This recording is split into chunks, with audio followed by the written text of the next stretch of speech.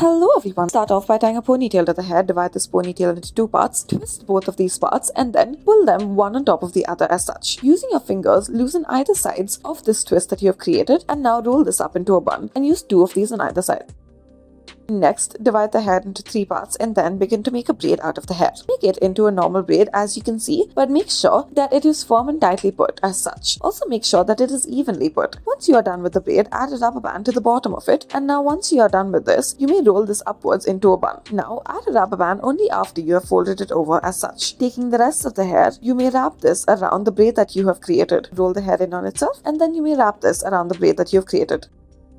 Tie a ponytail out of the hair, divide this ponytail into three parts, and then in the middle of these three parts, add a rubber band to the hair. Now, roll each of these sections in on themselves as such. After you have done so, join all of these sections together and then add a rubber band to it. Once you have added a rubber band to it, lift it up and then add it to the base as well. Now, for the rest of it, add another rubber band to the middle of this section. Wrap this section around the bun. After you have wrapped this around the bun, take the rest of the hair and then divide it as need be. Make sure that there are no excess pieces sticking around. You may wrap it up as much as needed in order to make sure that this is well concealed. Now underneath all of this, you may add a decorative pin or clip to it. This is what we have chosen to use, a star-shaped decorative clip.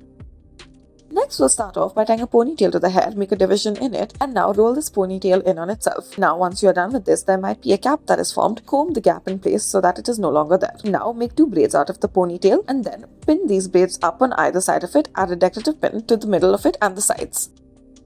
Start off by tying a ponytail to the hair, roll this ponytail in on itself as such and then cover up the gaps. Now after this, add a rubber band to the bottom of it, roll this up into a bun and then add a decorative clip on top of it. Twist it to make it in place.